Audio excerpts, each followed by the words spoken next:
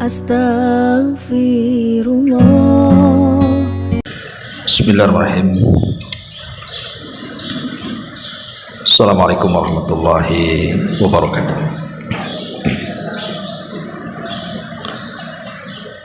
Alhamdulillah wassalatu wassalamu ala rasulillah wa ala alihi wa sahbihi wa mawalah wa la hawla wa la quwata illa billahi wa ba'du. Alhamdulillah, di pagi hari ini kembali kita bisa duduk untuk berthalabul ilmi, dan pembahasan di pagi ini kita akan membahas tentang 10 perkara yang merupakan sebab terbesar dikabulkannya doa-doa kita.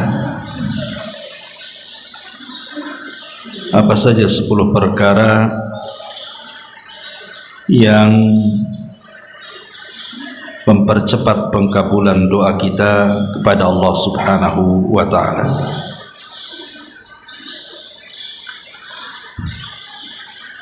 Ma'asyiral muslimat yang dimuliakan Allah Subhanahu wa ta'ala, sering kita mendengar sebagian masyarakat awam, mereka sering mengatakan,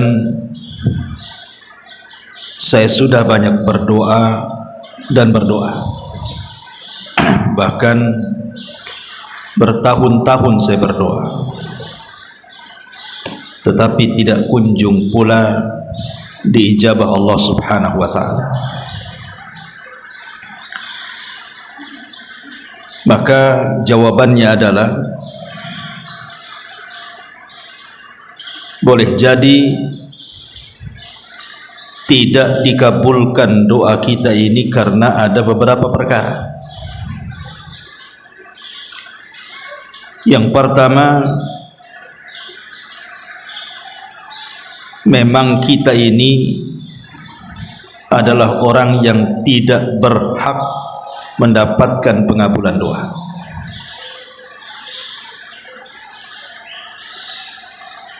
Sebabnya adalah karena tidak mengambil sebab.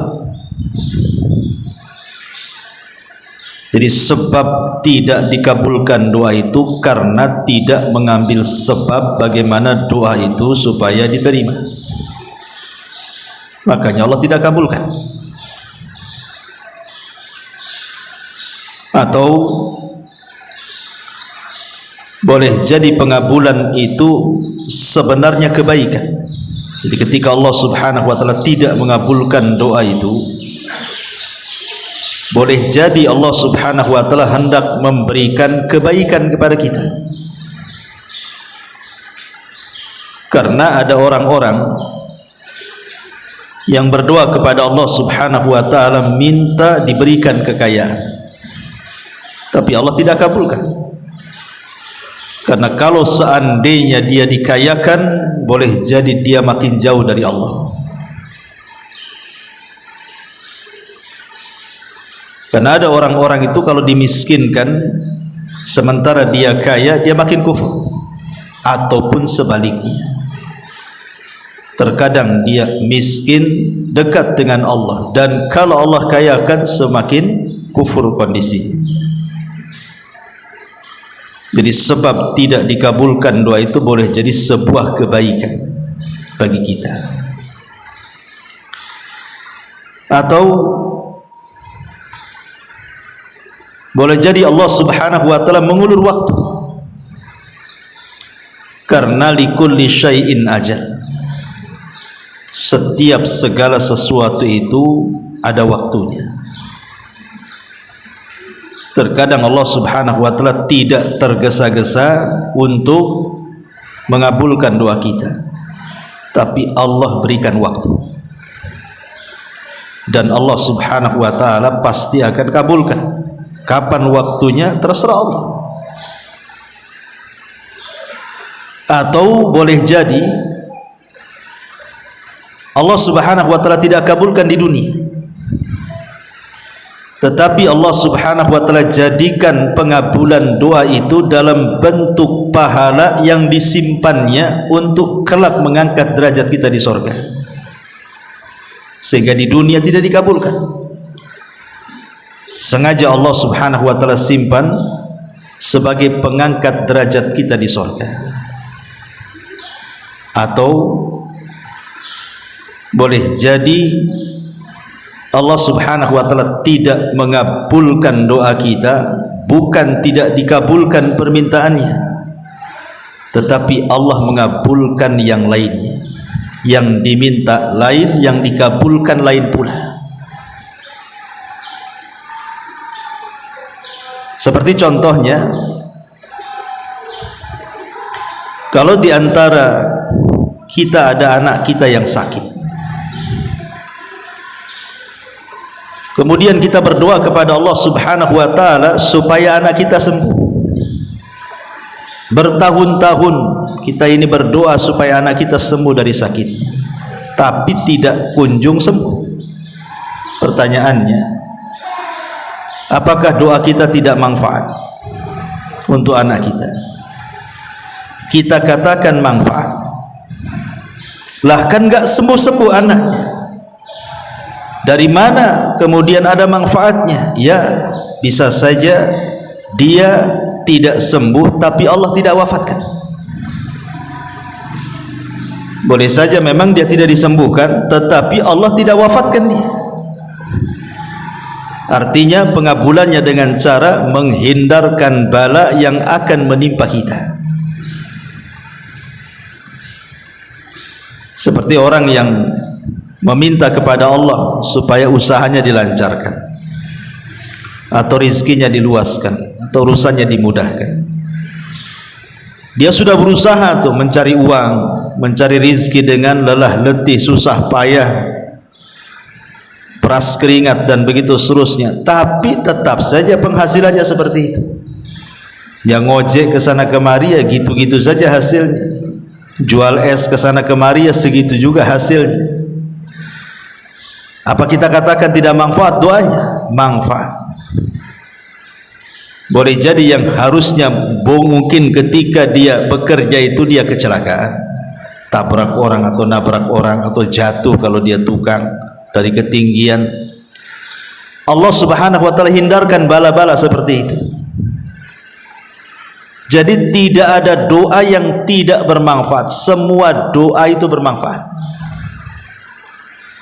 Inilah jawaban kalau ada orang yang mengatakan, kenapa saya sudah berdoa terus-terusan tapi kok tidak kunjung ada jawaban.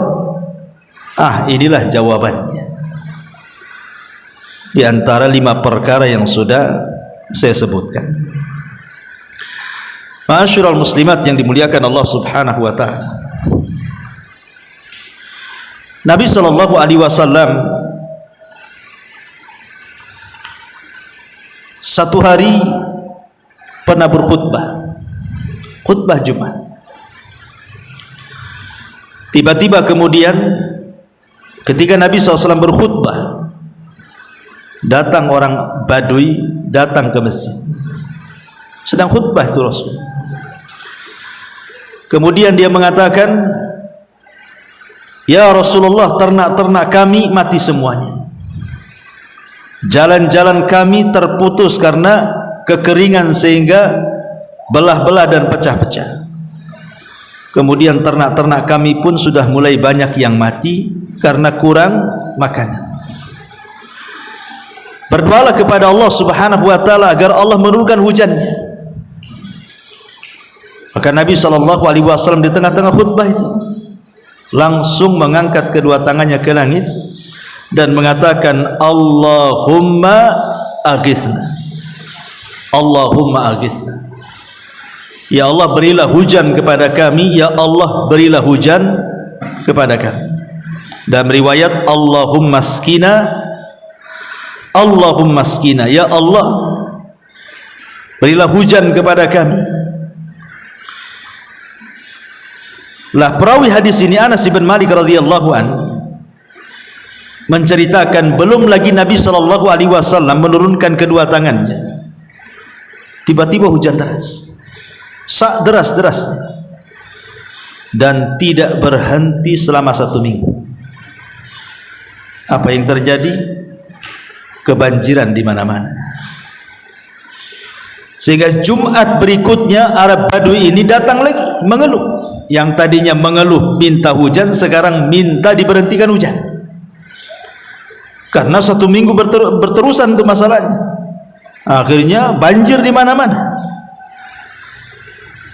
Maka Nabi SAW kemudian mengangkat lagi pada Jumat keduanya dan mengatakan, Allahumma hawalaina wala alaina, Allahumma alal akam waddirab wa butunil audiyati wa manabitis syajar. Ya Allah, hujanilah di sekitar kami, jangan kepada kami. Artinya jadikan hujan itu tidak berbahaya untuk kami,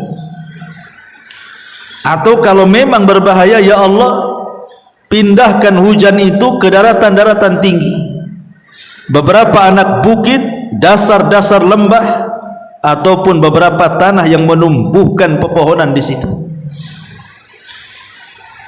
Dari sini kita tahu bahwa Nabi SAW mencontohkan bahwa setiap doa itu pasti diijabah. Cuman cara pengijabahnya ada yang langsung cash seperti Nabi SAW. Ini kan cash ini. Dia berdoa minta hujan, turun pula hujan. Ketika hujannya seminggu tidak berhenti membahayakan, maka Rasulullah SAW meminta hujannya dipindah ke tempat lain dan Allah kabulkan. Apa maknanya? Tidak ada doa yang tidak bermanfaat, karena asal doa itu sendiri adalah ibadah. Bahkan seorang wanita di zaman Nabi Musa alaihi salatu wassalam, Asiyah bintu Muzahim, istri daripada orang nomor 1 Mesir, Fir'aun. Ketika Nabi Musa alaihi salatu wassalam sudah diangkat menjadi nabi dan rasul, kemudian mulai berdakwah ke lingkungan keluarga Fir'aun, maka yang pertama kali beriman kepada Nabi Musa adalah istrinya Fir'aun, Asiyah bintu Muzahim. Langsung beriman kepada syariatnya Musa, dan dia pun menyembunyikan keimanannya. Tetapi lambat laun Fir'aun tahu kalau Asiyah bintu Muzahim itu sudah tidak menuhankan dirinya dan beriman kepada Tuhannya Musa. Marah dia. Akhirnya kemudian Fir'aun pun mengazab Asiyah sejadi-jadinya, mulai daripada diikat di batu, kemudian dikasih terik matahari, dicambuk, begitu seterusnya. Tetapi dia tidak bergeming dari keimanannya. Padahal orang nomor 1 Mesir, istri daripada orang nomor 1 Mesir, artinya dunia sudah di hadapannya, dia tinggal di istana.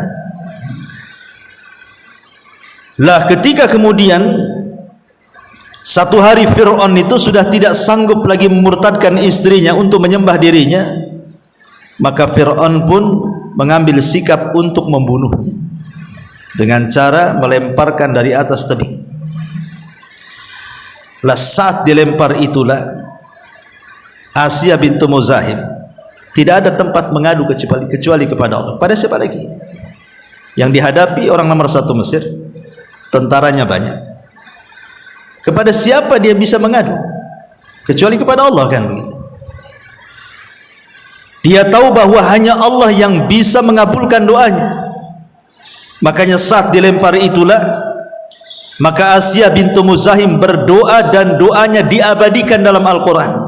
Sampai Allah katakan dalam surah At-Tahrim ayat 11, wa dharaballahu mathala lilladzina amanu imra'ata fir'auna idh qalat rabbi ibnili indaka baitan fil jannah wa najjini min fir'auna wa amali wa najjini minal qaumidh dhalimin. Dan Allah telah membuat istri Fir'aun perumpamaan bagi orang-orang yang beriman. Di sini Allah Subhanahu wa taala jadikan contoh bagi wanita-wanita yang beriman, siapapun, ibu-ibu yang di sini, ibu-ibu yang di sono, sejak zaman itu sampai hari ini, bahkan sampai kiamat. Allah katakan, dan Allah membuat istri Fir'aun perumpamaan. Bagi siapa? Bagi orang-orang yang beriman, siapapun yang beriman. Karena istri Fir'aun ini tidak pernah berdoa dengan doa yang pernah diucap oleh orang sebelumnya. Apa doanya? Dia mengatakan, Rabbibnili indaka baitan fil jannah.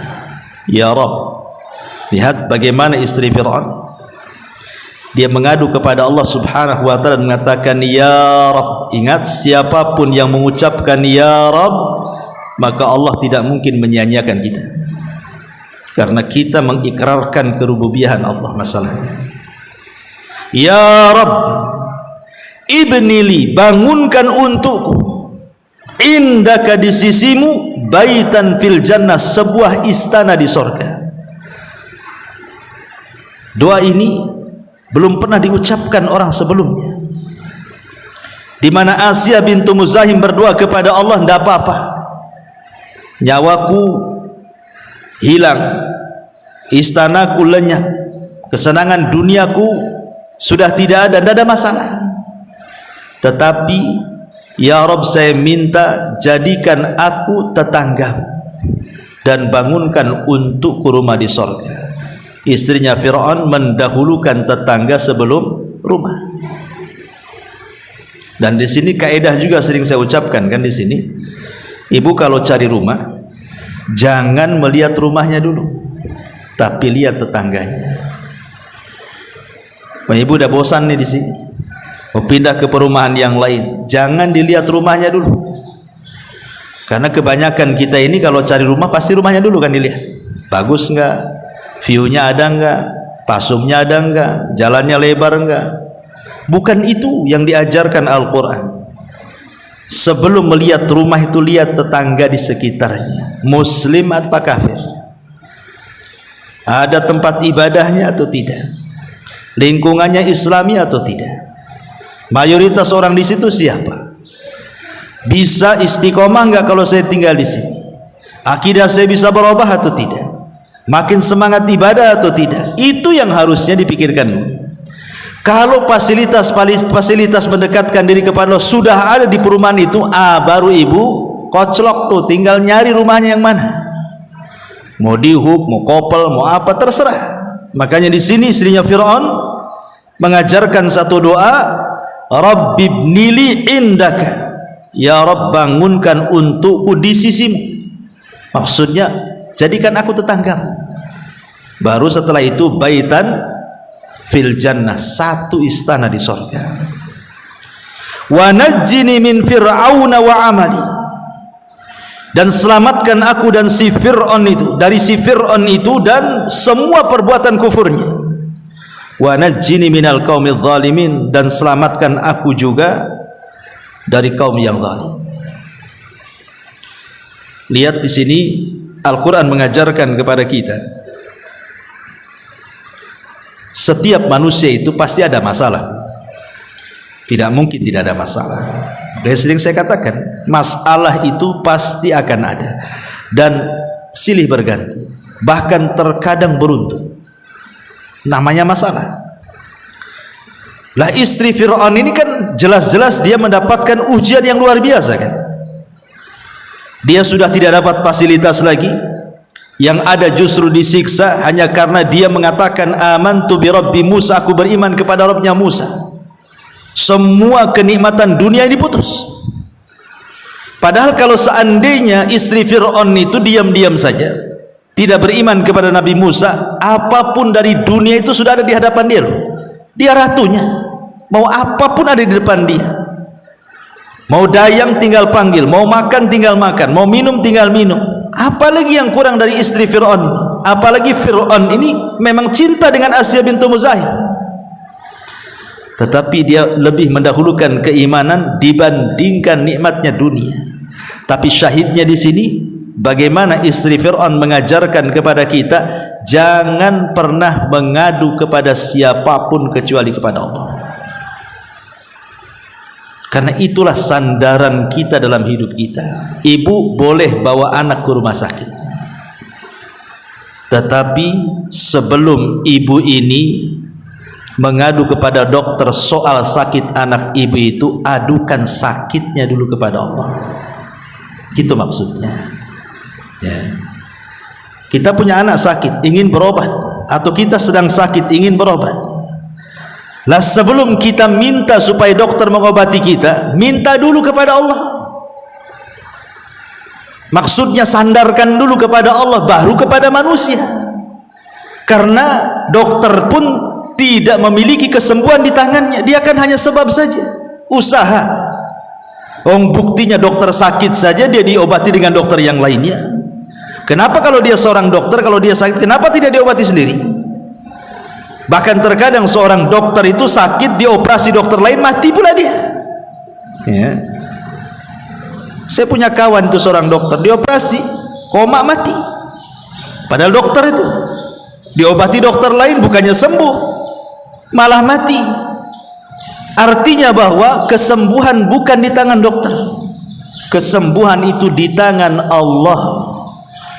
Makanya sebelum menyandarkan sesuatu kepada manusia, sandarkan dulu kepada Allah. Lihat Asiyah bintu Muzahim, dia sandarkan kepada Allah, Rabbi ibnili indaka baitan fil jannah wa najjini min fir'auna wa amali wa najjini minal qaumidz zalimin. Karena begini, Allah subhanahu wa ta'ala itu lebih rahim kepada hambanya dibandingkan seorang ibu kepada anaknya. Contoh sejarah, ketika terjadi perang Hunain, maka Nabi SAW dimenangkan dalam peperangan itu bukan hanya mendapatkan harta ghanimah yang banyak, tapi juga mendapatkan tawanan-tawanan wanita-wanita musyrik, menjadi budak tawanan. Jadi dari sekian budak wanita yang ditawan itu, Nabi SAW memandang kepada seorang ibu. Ibu ini kayaknya lagi bingung, karena kan ramai ya. Tetapi mata Nabi SAW terpusat kepada ibu itu. Kenapa? Ibu ini keliling-keliling, setiap ada bayi kemudian diambil, kemudian diangkat, dipandang wajahnya, kemudian dikasih lagi, kemudian keliling lagi, nampak ada bayi, diangkat lagi, dilirik lagi, dikasihkan lagi sama ibunya. Rupanya Rasul baru tahu bahwa ibu ini kehilangan bayinya. Setiap ada bayi disangka anaknya, setiap ada bayi disangka anaknya ya. Sampai ketika ibu ini putus asa, karena semua bayi yang digendong di situ bukan anaknya. Ketika dia terduduk, itu sudah pusing ya, udah sedih, udah kalut. Tiba-tiba adalah seseorang itu membawa bayi, rupanya itu anaknya. Saking senangnya, kemudian dia ambil bayinya, kemudian dia susui sampai air susunya muncrat kemana-mana, karena saking senangnya dia nggak peduli ya. Dan dia tidak mau melepaskan anaknya itu. Kemudian Nabi SAW memanggil para sahabat dan mengatakan, kalau seandainya kalian gari parit, kemudian kalian letakkan kayu bakar, kemudian kalian nyalakan api, kemudian kalian suruh wanita itu yang sudah menemukan anaknya, disuruh melempar bayinya ke api, kira-kira mau tidak? Kata sahabatnya, nggak mungkin lah. Ibu itu udah sayang betul sama anaknya, anak itu sudah hilang, sekarang sudah dapat, kemudian kita suruh melemparkan bayi itu ke api. Mana mungkin, mustahil ibu itu mau melemparkan anaknya ke dalam api,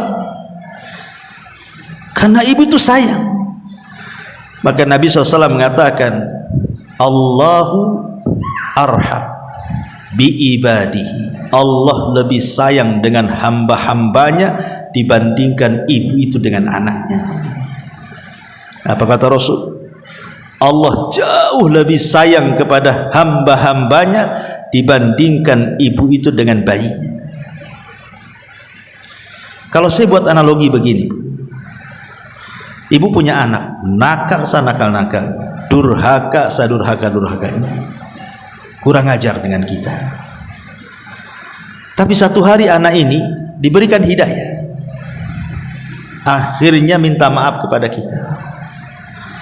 Satu hari minta maaf, tentu kita masih dongkol karena masih kurang ajar. Tapi anak itu terus setiap hari merengek-rengek supaya ibunya itu memaafkan dia. Terus setiap hari seperti itu.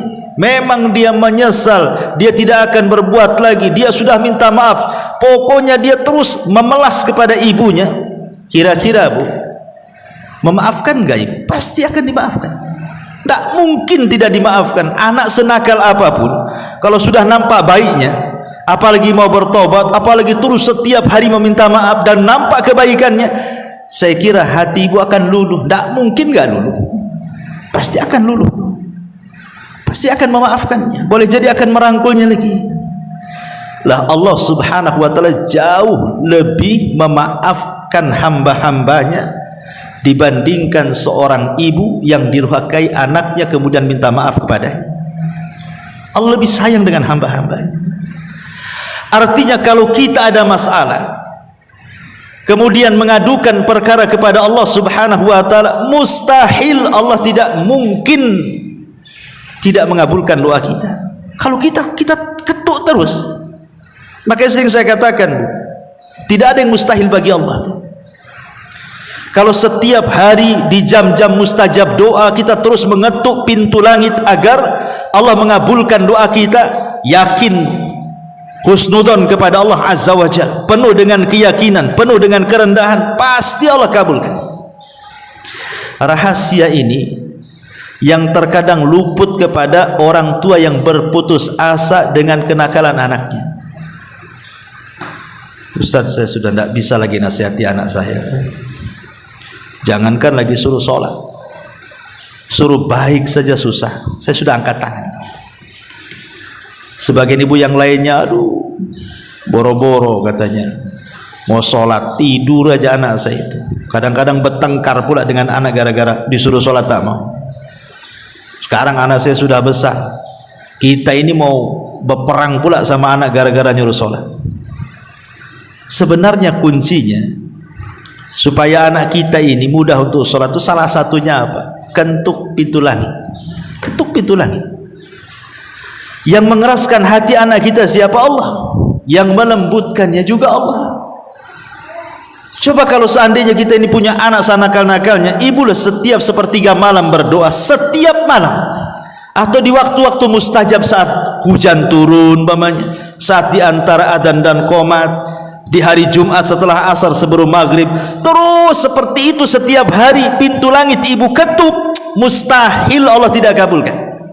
Karena Allah lebih sayang dengan hamba-hambanya dibandingkan seorang ibu dengan bayinya. Itu harus yakin itu. Ya. Ini yang kemudian luput. Kenapa? Tidak, doa itulah silahul mukmin kata Rasul. Senjata loh. Itu senjatanya. Kenapa nggak yakin? Karena orang ini kalau mengurus anaknya kemudian anaknya tidak sadar-sadar itu karena tidak pernah kita gunakan senjata ini sebenarnya. Senjata doa. Doa yang luar biasa yang Rasul katakan, ad-du'a usilahul mu'min, karena tidak ada yang mustahil bagi Allah. Makanya Nabi Allah Zakaria itu kan sudah tua, kemudian istrinya pun sudah tua dan mandul. Artinya kan mustahil punya anak tuh. Kalau sudah tua otomatis menopause, sudah susah punya anak. Ditambah-tambah mandul lagi, sudah tua plus mandul. Artinya double gitu ya. Tidak mungkin wanita seperti ini punya anak, mustahil. Tetapi rupanya tidak ada yang mustahil bagi Allah. Dengan terus-terusan berdoa Zakaria di mihrabnya, apa yang terjadi? Allah kabulkan doanya. Akhirnya kemudian istrinya hamil melahirkan Yahya ibnu Zakaria. Dari sini ada kaidah yang kita anggap mustahil, tetapi bagi Allah itu mungkin. Yang kita anggap mustahil, bagi Allah itu semua bisa mungkin. maka jangan pernah meremehkan pengkabulan doa. Jangan pernah. Jangan pernah mengecilkan Allah. Jangan pernah mengecilkan Allah. Tetapi walaupun demikian, jangan pula kita melampau dalam berdoa. Oh, kalau gitu Allah, kita harus yakin Allah akan mengabulkan semuanya. Ya, selama doa kita ini tidak melampau dan tidak dilarang. Contoh ibu berdoa, ya Allah jadikan aku nabi, kan kurang ajar. Ya, nabi tidak ada lagi kecuali Nabi Muhammad. Karena Rasul mengatakan la nabiyya ba'di, tidak ada nabi sepeninggal. Atau umpamanya seorang wanita, ya Allah berikan suami 4, ya tidak bisa. Ya, seorang istri tidak boleh berpoligami kan itu. Nah, itu kan berlebihan namanya. Atau seorang suami, ya Allah carikan istri saya 20, kan berlebihan itu kan. Jadi nggak boleh, walaupun kita yakin Allah itu maha besar dan kita tidak boleh mengecilkan, tapi bukan berarti kita boleh meminta sesuatu yang diharamkan, tidak boleh. Tetapi kaedahnya jangan kecilkan Allah. Orang-orang yang suka mengecilkan Allah, itulah sebabnya dia tidak dikabulkan doanya, karena meremehkan Allah. Akhirnya dia lebih bersandar kepada manusia, kepada makhluk dibandingkan kepada Allah. Makanya kenapa ada sebagian peneliti kesehatan itu ketika membandingkan rumah sakit yang ada di Saudi dengan rumah sakit yang ada di negeri kita ini, rumah sakit di negeri kita ini banyak pasien, kadang oper, nggak ada tempat, nggak ada ruangan, nggak ada kamar, kadang-kadang akhirnya di teras, kadang ada yang nggak diterima balik lagi, saking banyaknya pasien, dokternya pula sedikit, ruangannya pula tak banyak gitu. Tapi di sana terbalik, rumah sakitnya lenglang, ya, tidak berdesak-desakan seperti di negeri kita ini. Jadi adalah yang meneliti apa rahasianya. Ke orang Saudi itu kan kayak nggak pernah sakit saja. Rupanya orang sana itu sudah ditanamkan tauhid oleh para ulama sana, bahwa setiap mereka sakit, maka pengobatan pertama mereka adukan sakitnya kepada Allah. Mereka ruqyah, mereka meruqyah diri sendiri. Mereka sangat yakin bahwa penyakit datang dari Allah, Allah pula yang akan menyembuhkannya, seperti perkataan Ibrahim, wa idza maridtu fahuwa yashfin, apabila aku sakit aku yakin Allah yang akan menyembuhkanku. Baru setelah kemudian mereka berusaha untuk mengobati dirinya dengan cara meruqyah dirinya, berdoa kepada Allah minta kesembuhan dengan sebab-sebab syar'i, dengan sedekah, dengan macam-macam lah. Kalau memang sudah mentok, barulah mereka mencari sebab, datanglah mereka ke dokter. Kalau kita kan terbalik, Bu.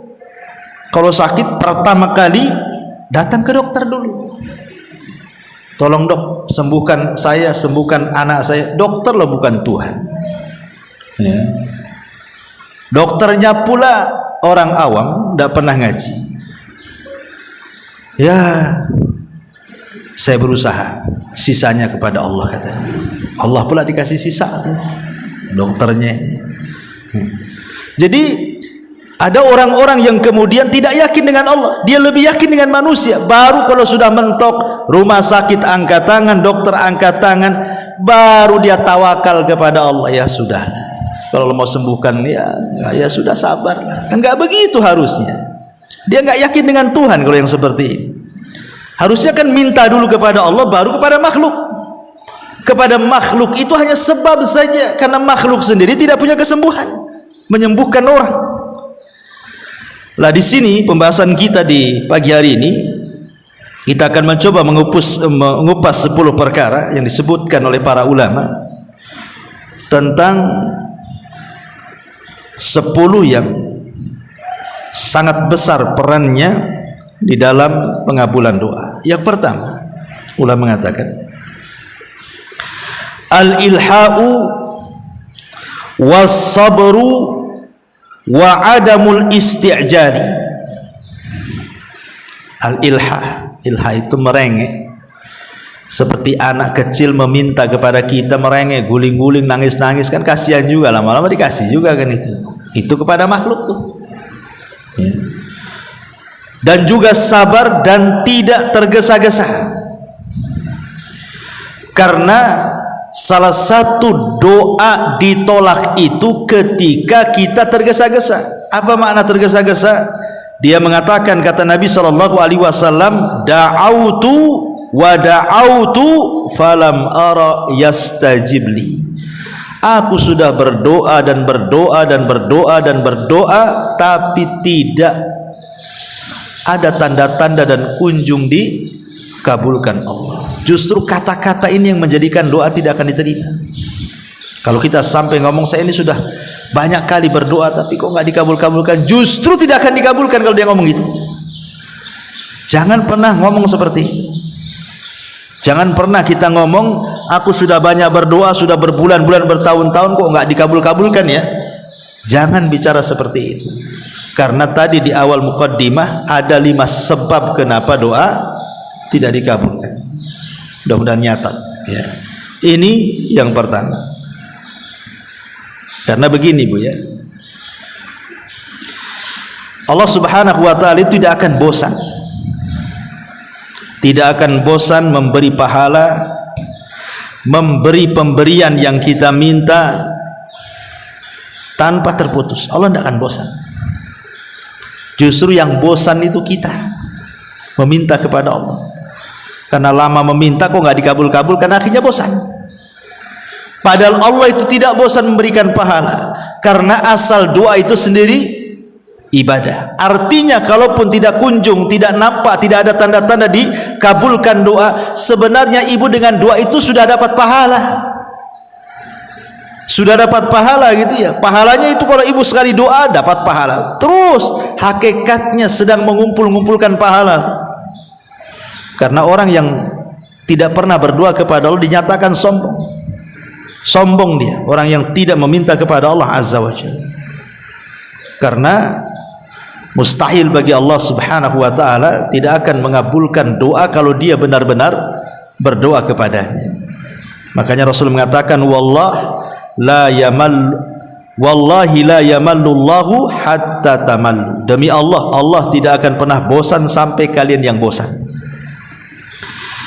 Kemudian yang kedua, at-tadarru wal inkisar.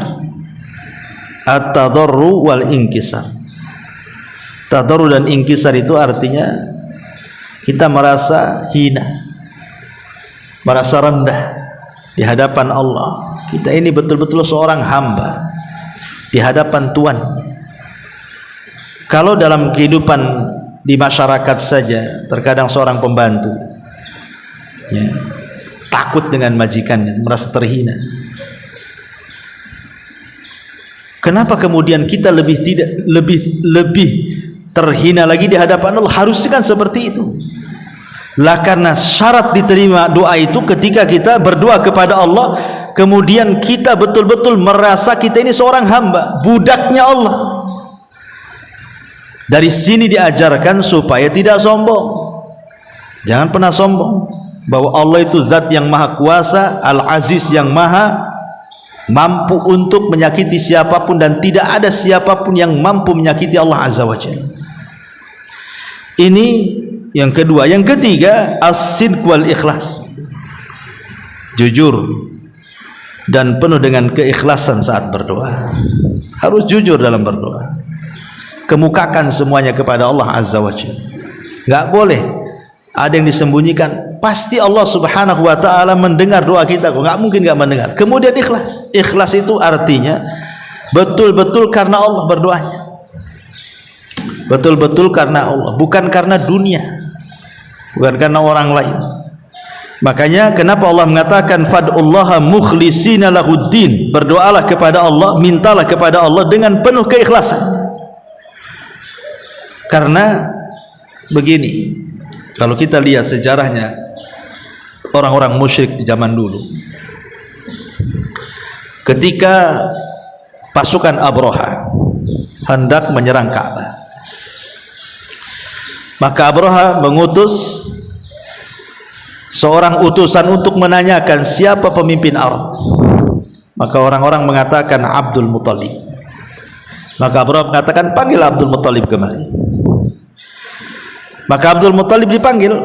Kemudian terjadi dialog antara Abraha dengan Abdul Muthalib. Lah ketika itu pasukan Abraha mencuri 200 untanya Abdul Muthalib. Jadi Abraha ini membicarakan soal kedatangannya, ingin menghancurkan Ka'bah. Dia ingin lihat reaksi Abdul Muthalib selaku pemimpin Arab dan penjaga Ka'bah. Tetapi tidak ditanggapi oleh Abdul Muthalib, seolah-olah tidak sayang dengan Ka'bah. Mau hancurkan aja lah, kan begitu maksudnya. Kenapa Abdul Muthalib seolah-olah tidak peduli dengan Ka'bah? Bukan tidak peduli dengan Ka'bah, tapi Abdul Muthalib ngomong dengan si Abraha ini, saya datang kemari menemuimu itu karena unta-unta saya dicuri kamu. Saya ingin mengambil 200 untaku. Adapun urusan Ka'bah, kata Abdul Muthalib, itu urusan lain. Saya bukan pemilik Ka'bah, saya ini pemilik unta, makanya saya cari unta. Adapun Ka'bah itu ada pemiliknya, Rabb yang akan melindunginya. Tuhan saya yang akan melindunginya, bukan saya. Makanya saya nggak peduli kau hancurkanlah sana, karena Ka'bah itu ada pemiliknya. Kemudian Abraha pun memberikan 200 ekor unta. Abdul Muthalib pula pergi. Lah Abdul Muthalib pergi ke mana? Rupanya dia pergi ke Ka'bah. Awalnya dia mengatakan kalau hancurkan Ka'bah, hancurkan aja lah, kan itu. Tapi hatinya tidak demikian. Dia keluar berjumpa dengan Abraha, kemudian pergi menuju Ka'bah. Masuk dia ke dalam Ka'bah. Kemudian dia berdoa kepada Allah agar Allah melindungi Ka'bah yang dimuliakan itu. Dari sini lihat bagaimana kelakuan orang-orang musyrik Arab. Kalau sedang kepepet saja butuh Allah, tapi ketika mereka senang, mereka pun mulai menyembah Lata, Uzza, Manat, Hubal dan sesembahan yang lainnya. Makanya Allah Subhanahu wa taala gambarkan dalam Al-Qur'an, fa idza raqibu fil fulki da'awullaha mukhlishina lahuddin falamma najjahum ilal barri idza hum yusyrikun. Orang-orang musyrik di zaman jahiliyah, apabila mereka berada di tengah lautan, di atas bahtera, di ombang-ambing ombak, dan akan karam kapalnya, mereka pun berdoa kepada Allah dengan ikhlas supaya mereka diselamatkan. Tapi ketika kapalnya sudah diselamatkan, disandarkan ke daratan, mulai lagi mereka melakukan kesyirikan. Lah doa yang seperti ini enggak ikhlas namanya. Di waktu susah saja, oh datang kepada Allah. Ya Allah saya susah, ya Allah saya sakit, sembuhkan saya. Ya Allah saya miskin, kayakan saya. Ya Allah saya susah, senangkan saya. Ketika sudah sembuh, ketika sudah senang, ketika sudah kaya, lupa pula Allah. Itu tidak ikhlas namanya. Ya, itu maksud ikhlas di sini. Jangan seperti orang-orang jahiliyah dekat dengan Allah di waktu susah, ketika senang pula jauh dari Allah. Makanya hadisnya gimana? Harusnya dibalik, Bu.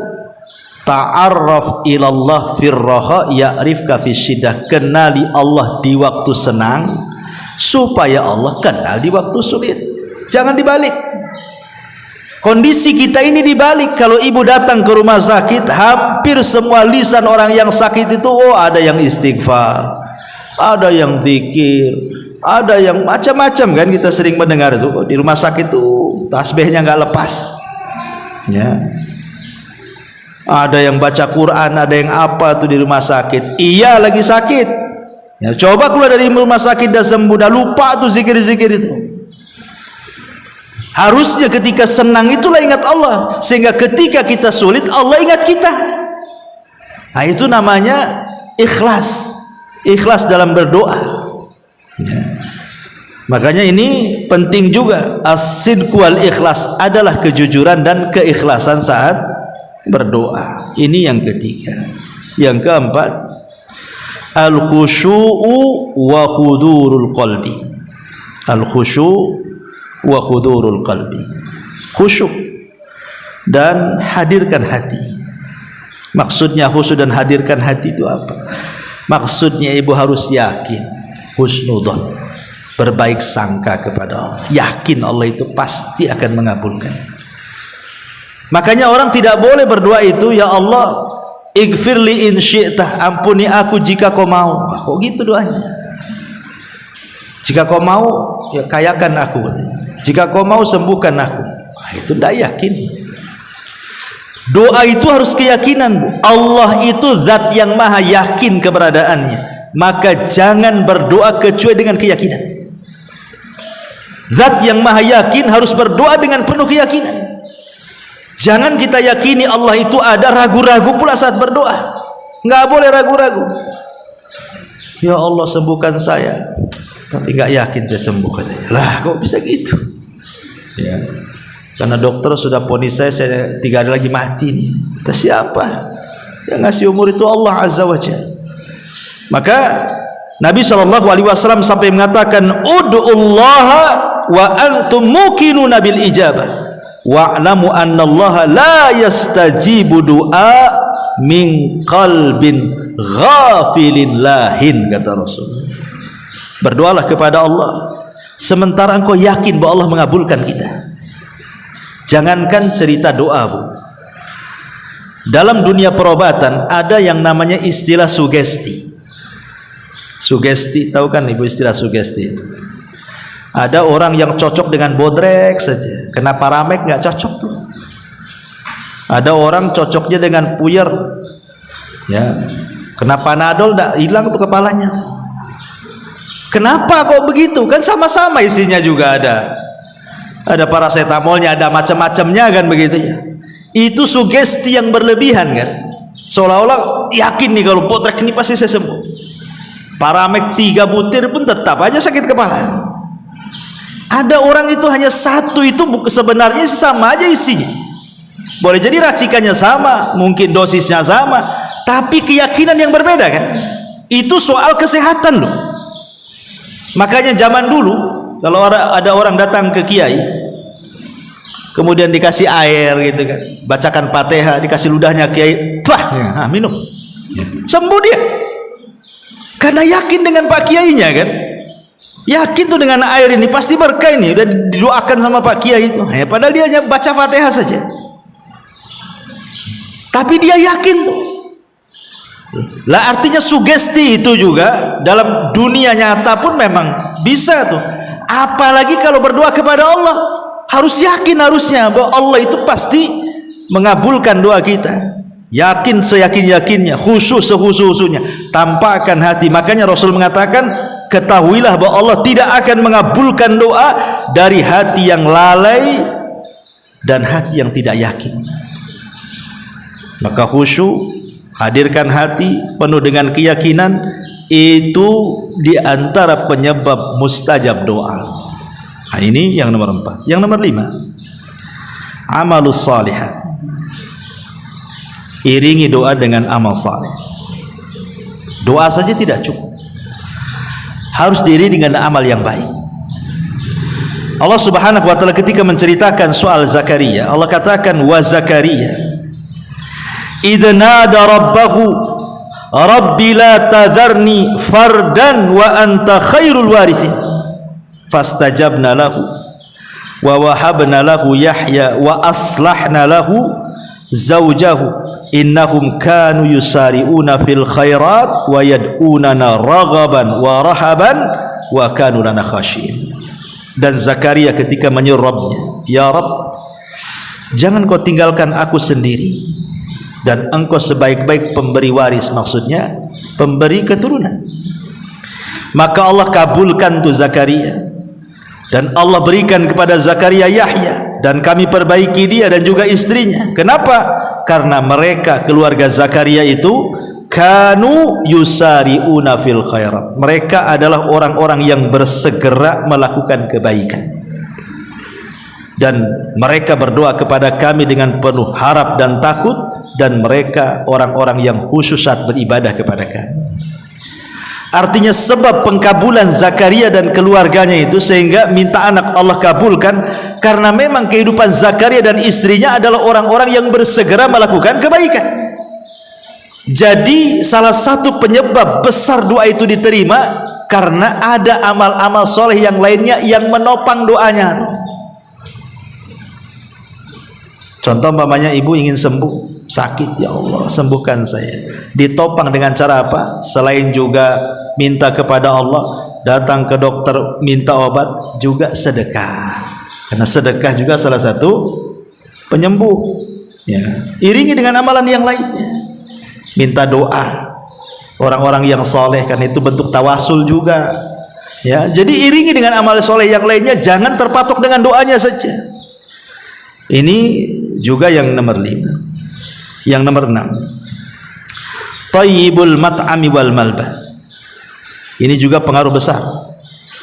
Usahakan yang dipakai dan yang dimakan itu atau yang diminum sesuatu yang baik, sesuatu yang halal. Abi Hurairah radhiyallahu anhu, dia berkata, Rasulullah SAW bersabda, innallaha thayyibun la yaqbalu illa thayyiban. Allah itu zat yang maha baik, tidak menerima kecuali yang baik-baik. Wa innallaha amaral mu'minina bima amara bihil mursalin. Dan Allah telah memerintahkan orang-orang yang beriman sebagaimana Allah perintahkan para rasul. Ya ayyuhar rusul kulu min thayyibati wa'malu salihan inni bima ta'maluna alim. Wa qala ya ayyuhalladzina amanu kulu min thayyibati ma razaqnakum. Wahai para rasul, makanlah dari yang baik-baik dan beramal saleh. Wahai orang-orang yang beriman, makanlah dari yang baik-baik yang kami rizkikan. Kemudian Rasul menyebutkan seorang laki-laki, dzakara rajula yutilu safar. Laki-laki ini sudah lelah lama, entah berbulan-bulan menjadi musafir. Asy'atha aghbah. Saking lamanya di jalan, karena orang safar dulu kan di padang pasir, Bu ya. Lama jalannya, nggak ada pesawat, nggak ada kereta, nggak ada bus, ya pakai unta, kadang jalan kaki berbulan-bulan. Ya namanya kena debu, kena apa ya, kotor semua lah bajunya, pakaiannya, badannya, rambutnya. Asy'atha aghbah. Yamuddu yadai yunadi rabbah. Dia pun mulai berdoa kepada Rabbnya dengan mengangkat kedua tangannya, kemudian mengatakan, ya Rabb, ya Rabb, wahai Rabb kabulkan doaku, wahai Rabb kabulkan doaku. Maka Allah subhanahu wa ta'ala tidak kunjung mengabulkan doanya, padahal dia punya 4 syarat diterima doa. Orang ini kan punya 4 syarat diterima doa. Salah satunya adalah seorang musafir. Dia kan musafir. Musafir itu mustajab doanya. Yang kedua, dia orang susah. Orang susah itu paling cepat dikabulkan doanya, karena doa orang susah itu ikhlas. Yang ketiga, mengangkat kedua tangannya, karena Rasul yang mengatakan innallaha hayyun karim. Allah itu zat yang maha pemalu tetapi maha pemurah. Yastahi min abdihi idza rafa'a yadayhi an yaruddahuma sifra. Allah malu kalau ada hamba mengangkat kedua tangannya meminta kepada Allah. Allah malu kalau membiarkan kedua tangannya kosong. Artinya mengangkat kedua tangan salah satu penyebab dikabulkan doa. Kemudian yang keempat, ya Rabb, ya Rabb, dia pun memelas, merengek kepada Allah. Artinya 4 sebab sudah ada. Pertanyaannya, kenapa nggak dikabulkan? Rupanya ini masalahnya. Wa mat'amuhu haramun, wa mashrabuhu haramun, wa malbasuhu haramun, wa ghudiya bil haram. Makanannya haram, minumannya haram, pakaiannya dibeli dari yang haram. Dia pun badannya dibesarkan dari daging yang haram.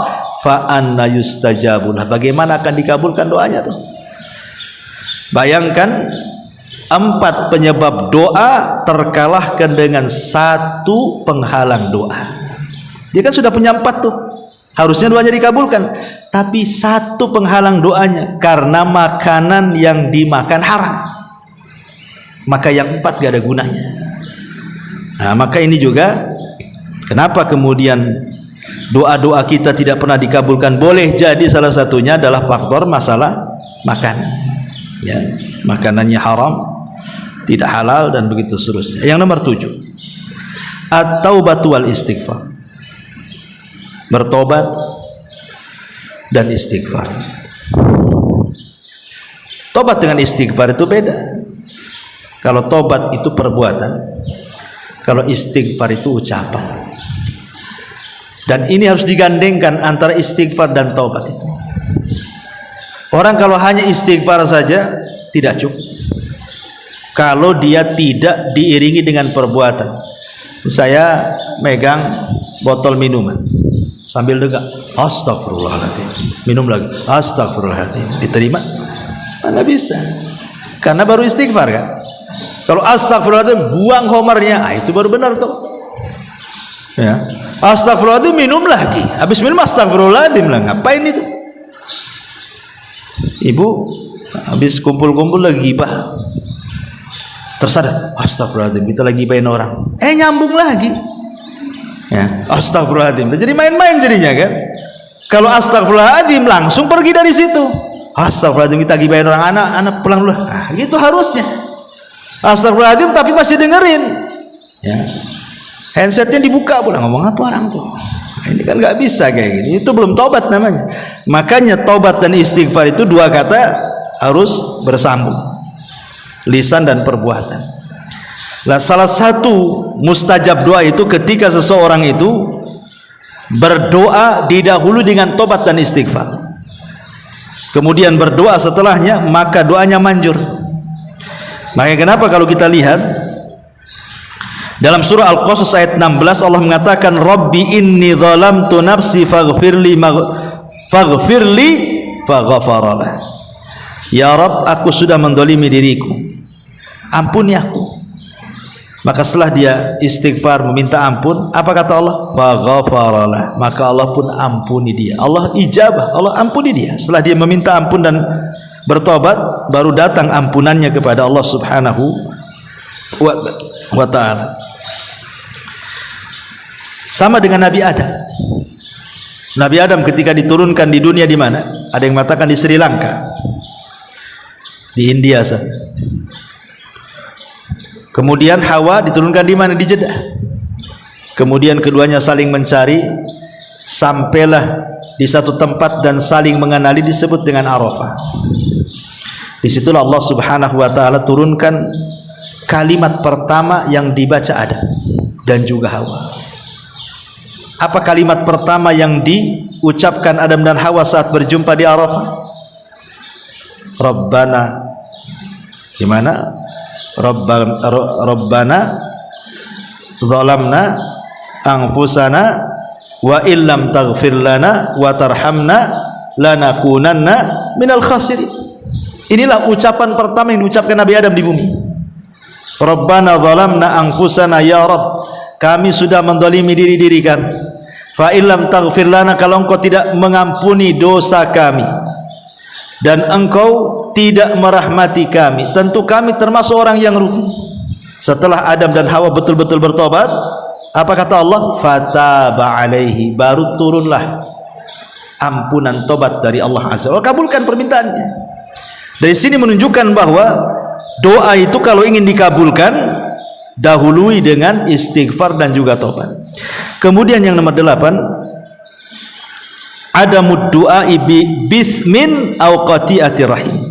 Jangan berdoa dalam rangka perbuatan dosa atau memutus silaturahim.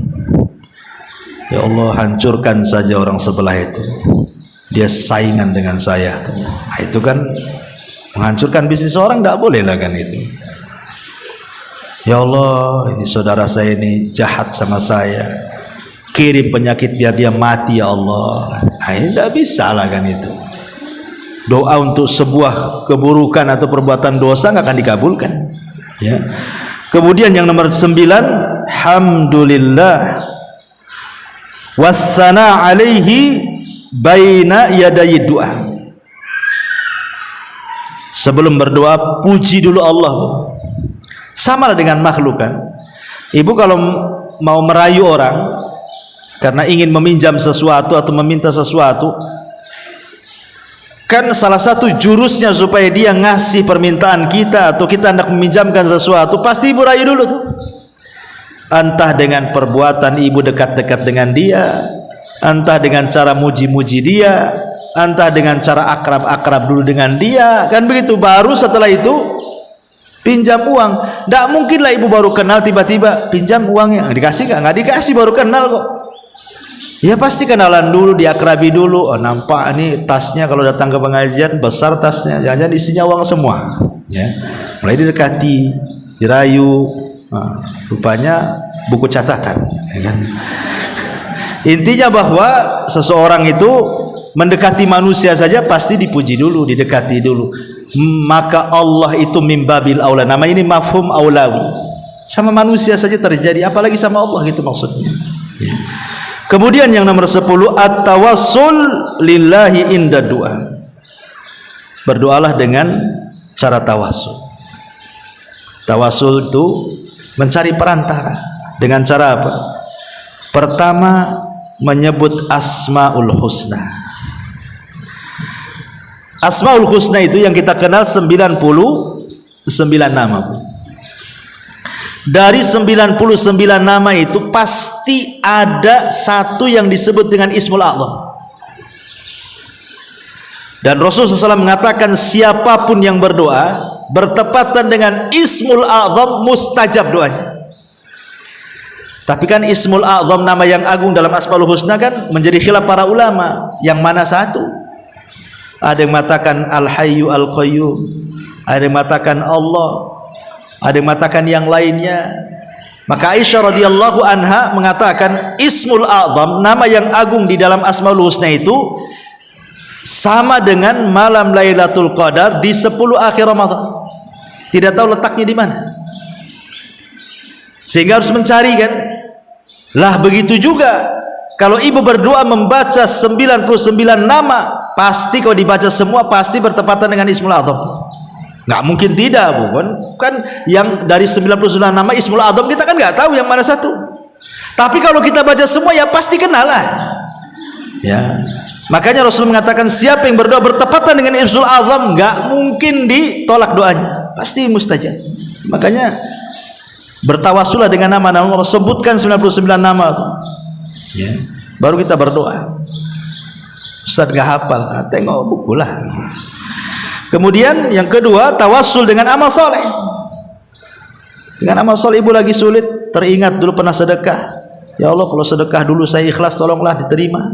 Dan kalau itu berpahala, sekarang saya lagi susah, tolong doa, kabulkan doa saya. Itu namanya tawasul dengan amal soleh. Sehingga para ulama mengatakan jangan meremehkan amal sekecil apapun. Boleh jadi amalan yang kecil itu ikhlas, dan boleh jadi yang ikhlas itulah bisa kita gunakan tawasul saat kesulitan kita. Ataupun tawasul dengan orang soleh yang masih hidup, datang ke ustadz, ke kiai atau kawan yang nampaknya rajin ibadah, nampaknya soleh soleha, minta doa mereka, ya, karena itu tawasul dengan amal soleh. Kemudian yang terakhir sebagai tambahan, di antara penyebab mudahnya doa itu dikabulkan adalah berdoa fi auqatil ijabah, di waktu-waktu yang mudah dikabulkan, seperti sepertiga malam akhir, karena malaikat lagi turun, Allah juga turun.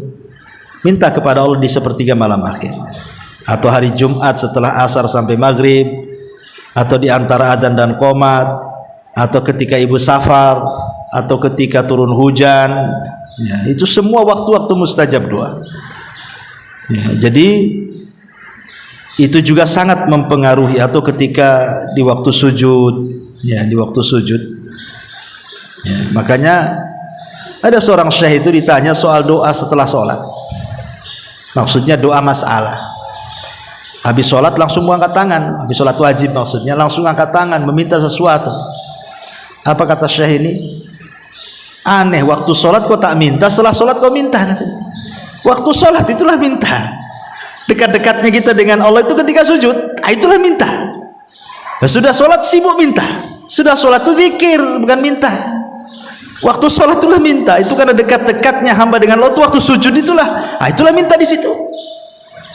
Ya, kalau ingin diperpanjang, setelah sholat sunnah. Kalau setelah sholat wajib, yang ada zikir, berzikir kepada Allah Subhanahu wa ta'ala dengan zikir yang diajarkan. Jadi doa setelah sholat, ya, ataupun doa di tadi sepertiga malam akhir, doa ketika ibu sedang puasa, ibu puasa Senin Kamis gitu kan, itu kan waktu iftar, itu kan waktu mustajab doa. Waktu mustajab doa itu ketika ibu iftar, itu mendekati maghrib, ya 5 menit sebelum iftar, itu juga sangat mustajab. Wallahu alam, ini diantara perkara-perkara mudah dikabulkan doa. Tapi Bu, nggak ada soal jawab ya, karena saya jam 10 ini ada kajian di SSS Warung Sunda Sawargi, Saung Sunda Sawargi, SSS S3. Hah? Nggak ada, nggak cukup waktunya.